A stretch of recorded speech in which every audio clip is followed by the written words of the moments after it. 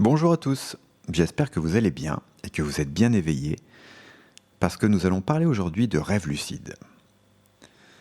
Personnellement, j'ai toujours été fasciné par le monde des rêves, par la richesse incroyable et quelquefois déroutante de toute cette activité inconsciente pendant que nous dormons. D'autant que nous ne savons toujours pas précisément aujourd'hui quelle est la véritable fonction du rêve. Certains pensent que notre cerveau nous envoie des messages précieux qu'il s'agit de décrypter.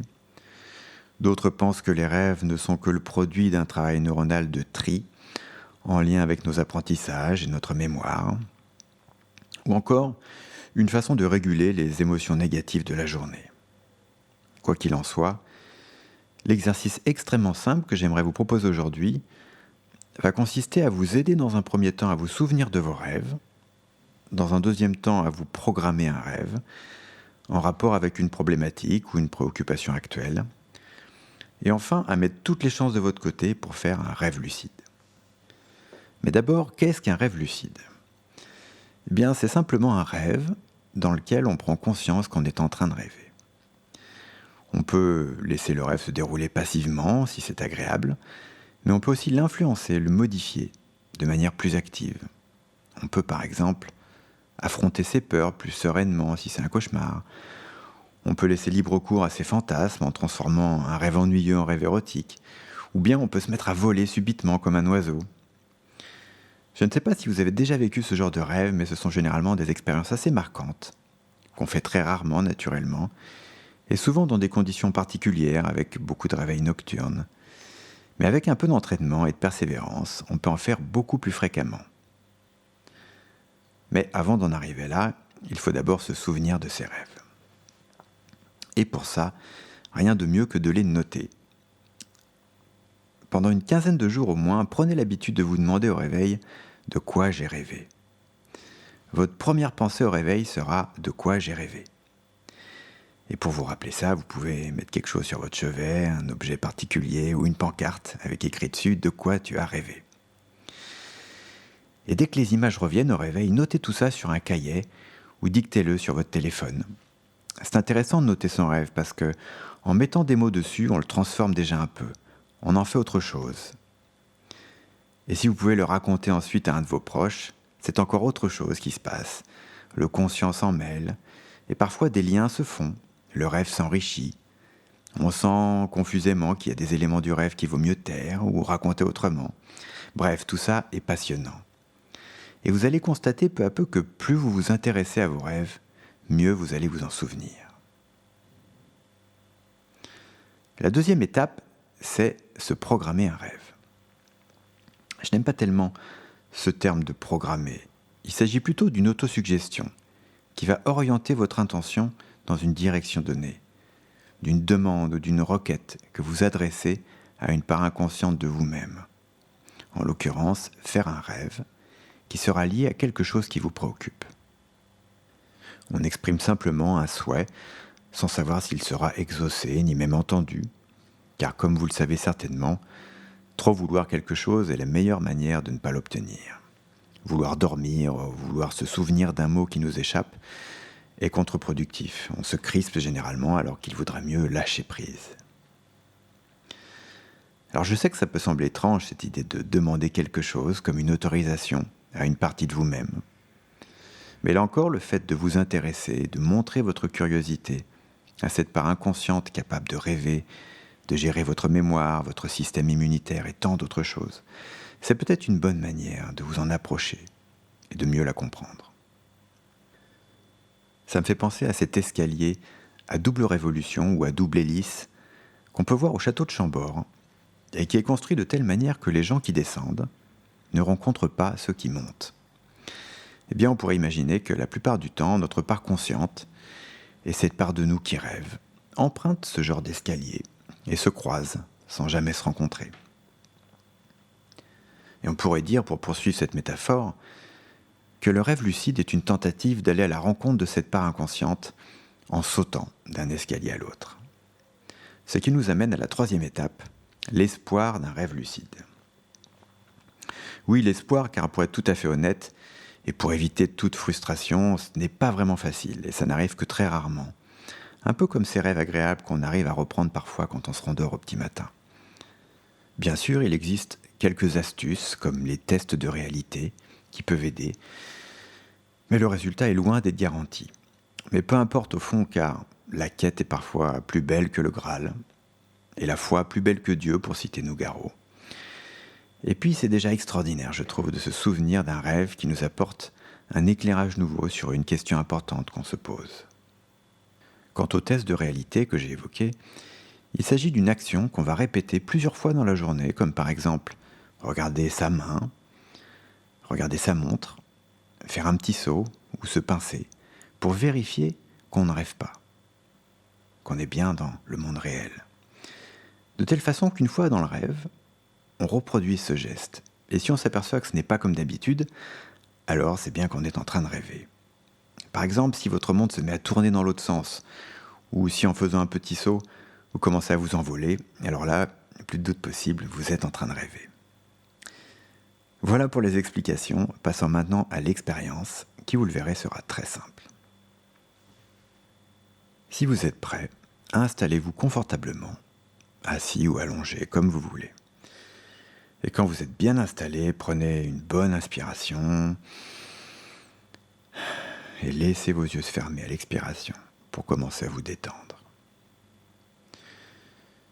Respirez tranquillement, de plus en plus détendu à chaque cycle. Soyez attentif à vos points d'appui, à la manière dont votre corps se pose et se repose, sans chercher nécessairement à apaiser toutes les tensions pour l'instant. Vous entendez les bruits autour de vous, qui vont rester présents même si vous y faites moins attention. Vous écoutez ma voix. Et plus vous l'écoutez attentivement, plus les pensées parasites ralentissent et diminuent, comme si elles pouvaient s'éloigner le temps de l'expérience, pour faire plus de place à l'intérieur. Et sentez ce que ça change en vous quand vous vous laissez porter comme ça, et que vous commencez à lâcher prise.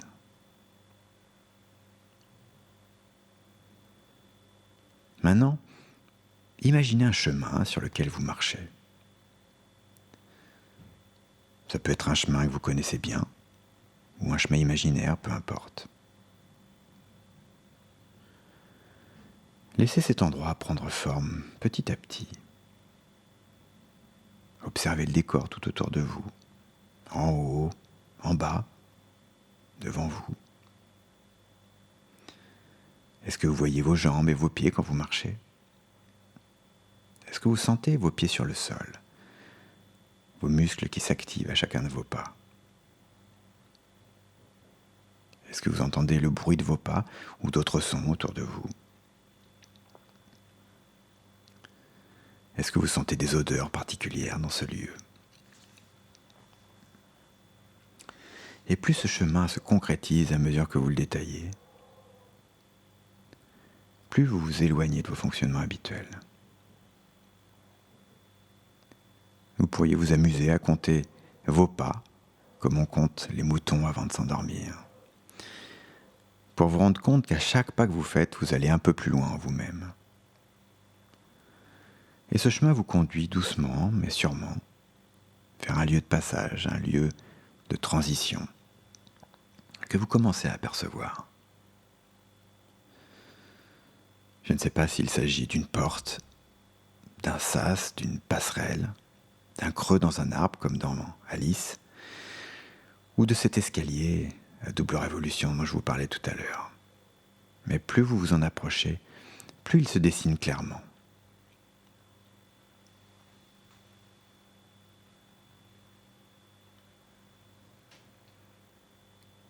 Vous êtes maintenant tout près de ce passage. Vous pouvez l'observer en détail, le toucher du doigt si vous le souhaitez.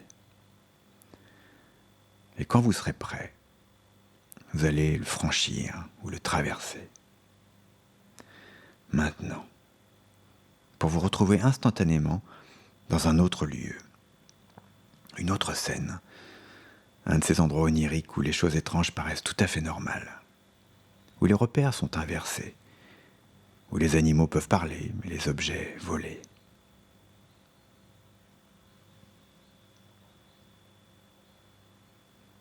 Vous pourriez explorer cet endroit, mais pour l'heure, vous allez simplement formuler une demande. Dans cet endroit particulier, vous allez demander quelque chose à cette part de vous qui rêve, qui est là quelque part autour de vous et qui vous écoute attentivement. Vous allez faire cette demande-là, par exemple. J'aimerais la nuit prochaine faire un rêve en rapport avec cette chose qui me préoccupe en ce moment. Et j'aimerais que ce rêve m'apporte un éclairage différent sur cette question, qui me permette d'avancer, car c'est important pour moi. J'aimerais aussi faire un rêve lucide lors d'une prochaine nuit, car c'est quelque chose qui m'intéresse beaucoup en ce moment. Et enfin, j'aimerais me souvenir de ces rêves le matin au réveil. Ma première pensée sera de quoi j'ai rêvé. Et je noterai tout ce dont je me souviens. Vous laissez ces mots résonner dans ce lieu étrange. Et vous restez là encore quelques instants pour percevoir peut-être une réponse à votre demande. Que ce soit quelque chose à voir autour de vous, ou bien quelque chose à entendre. Ou encore un petit mouvement automatique dans le corps, un léger mouvement de la tête, d'un doigt, ou un bras qui saute un peu, comme quand on s'endort parfois. Comme si cette part de vous avait entendu votre requête, qu'elle était prête à vous aider.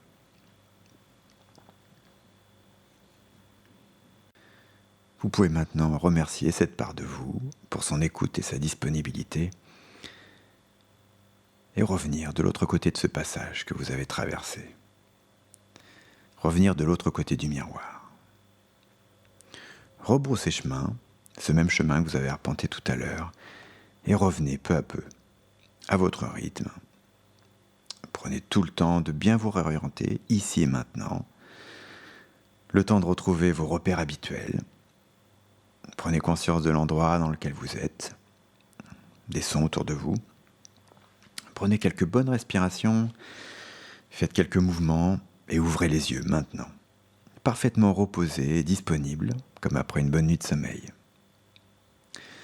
Voilà, cette expérience se termine. Je vous invite à la refaire par vous-même chaque soir, avant de vous endormir, pendant au moins une quinzaine de jours. Quant à moi, je vous dis à bientôt, en vous souhaitant de beaux rêves lucides.